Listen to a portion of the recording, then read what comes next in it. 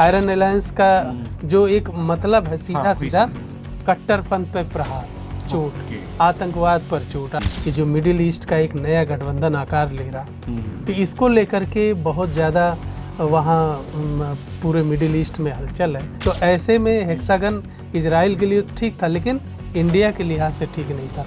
ये defence deal की जो बातें निकल कर सामने आई हैं, क्या क्या इसमें समझौते भारत और इजराइल के बीच में हुए? जी जी।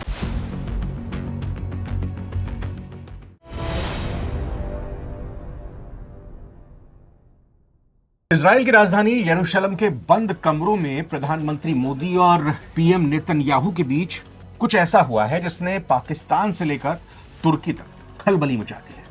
प्रधानमंत्री मोदी के इजराइल दौरे के दौरान सिर्फ हाथ नहीं मिलाए गए, गले ही नहीं मिले, बल्कि एक ऐसे आयरन अलायंस की नींव रखी गई है जो आने वाले दशकों में दुनिया का नक्शा बदल सकता है। इजरायली मीडिया और भारतीय रिपोर्ट्स के मुताबिक भारत और इजराइल अब सिर्फ बायर और सेलर, खरीदार और बिक्री करने वाले नहीं रह गए, बल्कि एक फौलादी रक्षा साझेदार बन गए। खबरें हैं कि भारत और इजराइल के बीच 8.6 बिलियन डॉलर की रक्षा डील हुई है। इसके साथ साथ कुछ क्लासिफाइड यानी गुप्त समझौते भी हुए। इजराइल ने भारत को अपनी वो गोल्डन हॉराइजन मिसाइल तकनीक और Iron Beam laser defence system देने पर सहमति जताई है, जो अब तक उसने किसी गैर नेटो देश को नहीं दी है। ये बड़ी बात है। नेतन्याहू ने भारत को ग्लोबल पावर बताते हुए एक हेक्सागन षटकोण गठबंधन का प्रस्ताव भी रखा है। इसमें भारत, ग्रीस और कुछ उदारवादी अरब देश शामिल होंगे। इसका सीधा मकसद है कि कट्टरपंथ देशों की धुरी को तोड़ना। तो आखिर वो बंद दरवाजों की गुप्त बातें क्या क्या हैं दोनों के बीच, और क्यों पाकिस्तान की संसद ने इसके खिलाफ चिढ़कर एक प्रस्ताव पास कर दिया है, सारी बातें जानेंगे। नमस्कार, आप बहुत बहुत स्वागत मैं करूंगा नवभारत टाइम्स में जुड़ने के लिए। दिनेश मिश्र मेरे सहयोगी और साथी इस वक्त मौजूद हैं। बहुत डिटेल में एक आर्टिकल इजराइल की मीडिया और भारत की मीडिया में कंपेयर करते हुए मोटी मोटी बातों को इन्होंने निकाला है, उसका निचोड़ निकाला है। इसको आर्टिकल को आप डिस्क्रिप्शन में भी देख लेंगे, लेकिन वीडियो में हम जरा और गहराई से चर्चा करने की कोशिश यहां पर करते हैं। तो दिनेश जी, बंद कमरों में क्या क्या बातें खुल गई? देखिए, सबसे मोदी का जो समापन भाषण था उसमें एक बड़ी बात मोदी और नेतन्याहू दोनों लोगों ने एक बात कही है कि विशेष रणनीतिक गठबंधन एक बनाए जाने की बात कही। जब मोदी का इजराइल का दौरा होने वाला था, उसके पहले ही नेतन्याहू ने वेलकम करते हुए हेक्सागन की बात की थी, जिसमें साइप्रस, ग्रीस और मतलब तुर्की के आप जो भी दुश्मन कह सकते हैं, तुर्की और पाकिस्तान दोनों हाँ दुश्मन देश हैं और उनको नागवार गुजरने वाले देश हैं। इवन उसने अरब की भी एक देश का नाम लिया नहीं, लेकिन जहाँ तक उम्मीद है कि वो यूएई हो सकता है। तो और बहुत कुछ अंदर में सरफेस हो रहा है, खासकर से भारत, इजराइल और यूएई के बीच। ये जो मिडिल ईस्ट का एक नया गठबंधन आकार ले रहा, तो इसको लेकर के बहुत ज़्यादा वहाँ पूरे मिडिल ईस्ट में हलचल है। इवन जब वहाँ से गए तो मोदी तो नेतन्याहू ने इस यात्रा को अद्भुत भी बताया। इसकी वजह ये भी बताई कि ये जो पूरा क्षेत्र है, जैसे इस आपको ध्यान होगा इस क्षेत्र को लेकर के बहुत टेंशन थी तुर्की और क्या कहते हैं पाकिस्तान के बीच में। वहाँ के पाकिस्तान के तो कुछ लोगों ने वहाँ के सीनेट में एक प्रस्ताव भी इजराइल के खिलाफ निंदा प्रस्ताव भी पारित कर दिया प्रधानमंत्री मोदी के दौरे को लेकर कि भाई ये दोनों दोस्त जो हैं मिलकर ये मुसलमान उम्मा को लेकर, मुस्लिम उम्मा के खिलाफ काम कर रहे हैं, बिल्कुल मुस्लिम घबरा गए। ये जो गठबंधन जो है इससे घबरा गए। यानी कि अभी प्रधानमंत्री मोदी ने, जैसा आपने कहा कि प्रधानमंत्री मोदी ने अपने समापन भाषण में इजराइल की यात्रा पर कहा कि भाई हम एक अलायंस बनाने जा रहे हैं, स्पेशल स्ट्रेटेजिक अलायंस। ठीक है, तो इस अलायंस की क्या अब जैसे नेतन्याहू ने बोला कि हम भारत के साथ एक आयरन अलायंस बना रहे हैं, बनाने का प्रस्ताव रखा, क्योंकि हेक्सागन को ज़्यादा उम्मीद थी कि भारत शायद उसमें शामिल नहीं होता, क्योंकि उसके कई रणनीतिक हित हैं, कई मुस्लिम दोस्त हैं उसके खाड़ी में। तो ऐसे में हेक्सागन इजराइल के लिए ठीक था, लेकिन इंडिया के लिहाज से ठीक नहीं था। तो इस दिशा में एक नया प्रस्ताव ये आया है कि आयरन अलायंस का जो एक मतलब है सीधा सीधा कट्टरपंथ पे प्रहार, चोट, ओके। आतंकवाद पर चोट, आतंक से पीड़ित, जैसा दोनों देशों ने इस बात का जिक्र भी किया।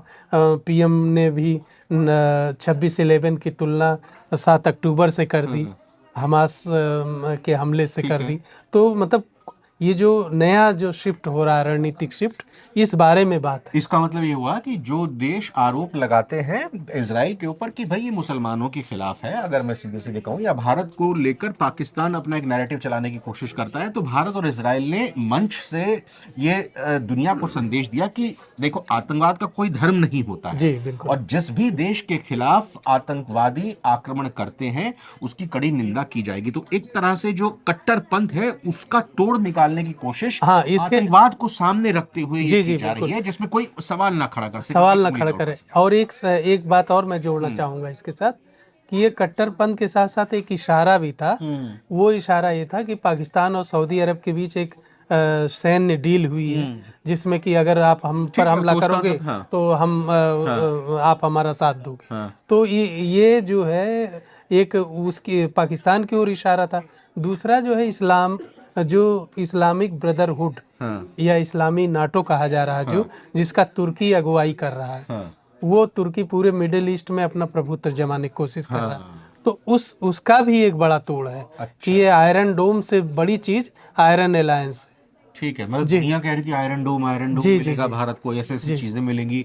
लेकिन ये आयरन अलायंस मतलब एक नया शब्द यहाँ पर जी। गढ़ा है, और एक नए इसमें गठबंधन की यहाँ बात आयरन आती है। डोम भी मिलेगा, आयरन बीम भी मिलेगी, जल्दी से सब बता दीजिए, मिलेगी। अब ये डिफेंस जी डील की जो बातें निकल कर सामने आई हैं, क्या क्या इसमें समझौते भारत और हाँ इजराइल के बीच में हुए हैं? जी जी। अब इसमें जैसे सबसे बड़ी चीज है कि इनोवेशन, एग्रीकल्चर, और उसके बाद जियोग्राफिकल खोजें, समुद्री जो विरासत है उसको लेकर के सहेजने की, उसकी सुरक्षा भी। हाँ, इसके बाद मछली पालन, जलीय कृषि, आर्टिफिशियल इंटेलिजेंस, साइबर सुरक्षा। हाँ, साइबर सुरक्षा के मामले में वो सेंटर भी बनाएगा इजराइल यहाँ पे इंडिया में, क्योंकि इजराइल की टेक्निक बहुत तगड़ी है। सही बात है। तो अब आप इस समझिए कि साइबर, ये देखने में चीजें लगता है कि एक सामान्य डील है, लेकिन डील सामान्य नहीं है। साइबर सिक्योरिटी की वजह से पूरा भारतीय उपमहाद्वीप या कह लीजिए पूरी दुनिया में चीजें कई बार ठप हो जाती हैं। अभी आपने देखा होगा कि कई बार जो है पेंटागन पे हमला हो जाता है, साइबर हमला हो जाता है, और खबर आती कि रूस ने ठप कर दिया था। खबरें ये भी आई थी जी जब भाई भारत का एयर ट्रैफिक कंट्रोल को लॉक कर दिया गया हाँ था, तो उसमें बिल्कुल खुली नहीं बात, लेकिन जी। यही सवाल उठे, यही शंका उठी कि भाई, हजारों फ्लाइटें प्रभावित ग्राउंड हुई। हो गई थी, जी जमीन जी पर आ गई थी, उसको लेकर भी कहा गया है कि ये साइबर अटैक है, लेकिन इसकी पुष्टि नहीं हुई, लेकिन ऐसी चर्चाएं हुई थी। तो एक तरह से यही हो गया कि भाई हम एक आयरन अलायंस बनाकर अपने बॉर्डर को सुरक्षित कर रहे हैं, और अंदर जो हमारी अर्थव्यवस्था है उसको मजबूत करने के लिए दोनों देश अपनी अपनी तकनीक का आदान प्रदान करके आगे बढ़ेंगे। फ्री ट्रेड एग्रीमेंट की भी यहाँ पर बात हो रही है, क्योंकि यूरोप के साथ भारत ने की, भारत ने अमेरिका के साथ की, भारत लगातार अलग अलग देशों के साथ, ब्रिटेन के साथ अलग से की है। तो फ्री ट्रेड एग्रीमेंट यहाँ इजराइल के साथ करने पर भी सहमति बनी है, तो ये कितनी कारगर हो सकती है? हाँ बिल्कुल, इजराइल के साथ हमारे बहुत तरह की डील है। अभी जैसा आपने एग्रीकल्चर से लेकर साइबर सिक्योरिटी और मरीन मरीन सिक्योरिटी, हर तरह की डील है। तो अब इसमें एक बड़ी डील ये होगी कि free trade deal. Free trade deal संभवतः मई में, जैसा नई दिल्ली में ऐलान हुआ है कि मई में इस बारे में बातचीत होगी।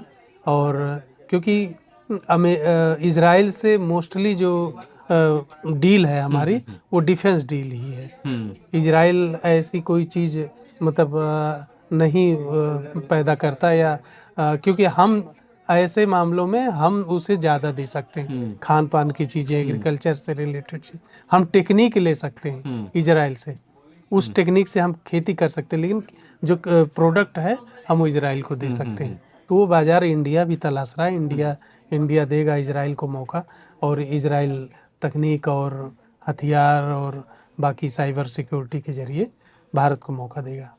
तो इसको इसी तरह से देखा जाए कि भाई एक बैलेंस ऑफ पेमेंट कही जाती है। जी जी मतलब ये कि दो देश हमेशा जब कोई व्यापार करते हैं तो ये सुनिश्चित करते हैं कि ऐसा ना हो कि एक देश दूसरे देश को ज्यादा सामान दे रहा है जिससे उसके ऊपर बोझ बढ़ रहा है, बल्कि जो व्यापार हो जो एक देश के पास चीज है वो दूसरे देश को दे, मतलब इजराइल के पास जो है हाँ बिल्कुल, रक्षा उत्पाद, मिसाइलें, तमाम तरह की जो मानव तकनीकें हैं, वो संसाधन मानव है, सं, जैसे वो अभी इजराइल देखिए भारत को दे, और हाँ भारत अपना प्रोडक्ट जो है वो इजराइल को दे, इजराइल को, ताकि बराबर में सौदा हो, बिल्कुल बराबर बिल्कुल में इनके बीच में व्यापार हो। व्यापार जी। हो और दोस्ती भी बराबर की कही जाए। ऐसा ना हो कि एक ही तरफ झुकाव लिए हुए हो।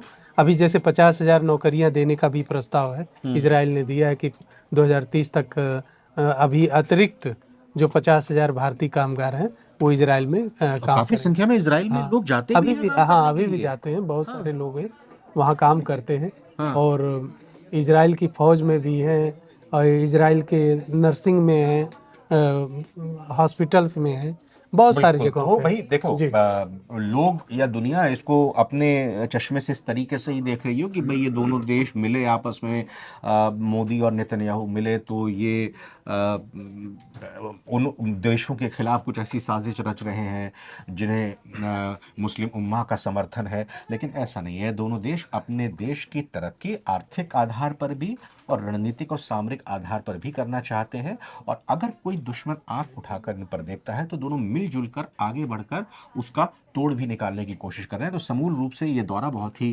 कारगर रहा या नहीं रहा, इसको कमेंट के जरिए आप भी लगातार रिपोर्ट्स देख रहे होंगे, बताइएगा, हमें बड़ा अच्छा लगेगा। आप कमेंट करके बताएंगे कि आपको इस दौरे के बारे में क्या क्या चीज़ें बेहतर लगी, क्या क्या चीज़ों में आपको शंका है। मैं दिनेश जी आपका बहुत बहुत शुक्रिया करना चाहूँगा कि शुक्रिया। भारत और इसराइल की इस बातचीत को लेकर आपने यहाँ पर प्रकाश डाला। फिलहाल इस वीडियो में इतना ही। आप नवभारत टाइम्स के साथ बने रहिए। नमस्कार। नमस्कार।